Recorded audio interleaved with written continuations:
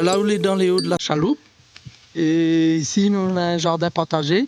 Et on accueille les jeunes aussi. Moi, je fais la distillation. Moi, commencé, on avait 12 ans avec mes parents.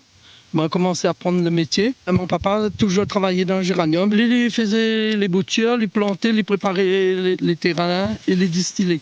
C'était, en fin de compte, c'était le métier qui faisait vivre la famille, quoi.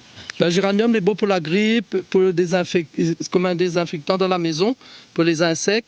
Et puis, pour les toilettes, tout ça, on met ça à l'intérieur, ça parfume. Là, aujourd'hui, il fait pareil longtemps, manuel. Mais il prend, il charge à la main, il décharge avec les fourches, les crottes, tout ça. Le géranium, il faut une coupe longtemps avant. Au moins, il gagne le soleil, ça sèche. Et dès que ça sèche, il y a plus d'essence dedans. Grand matin, il arrive, il allume le feu, il remplit les cuves d'eau, il fait bouillir, on met le feu dessous. Et après, dès que l'eau bouille, ça sort une petite vapeur. Là, on commence à mettre le géranium dedans.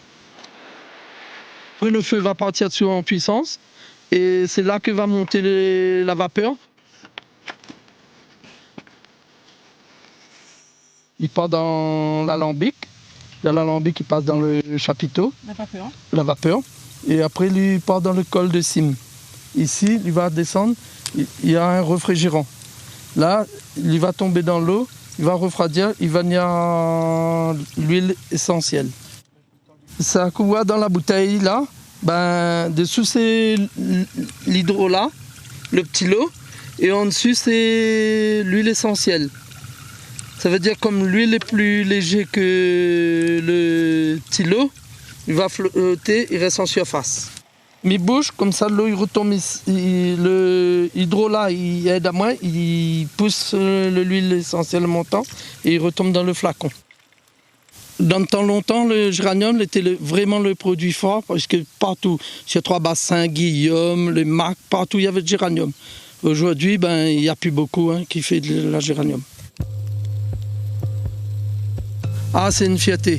Et longtemps, la fierté, c'était quand la distillation était terminée, on partait vers Saint-Louis, il y avait une coopérative qui récupérait toute l'huile essentielle. Et là, on gagnait quand même pas mal de sous.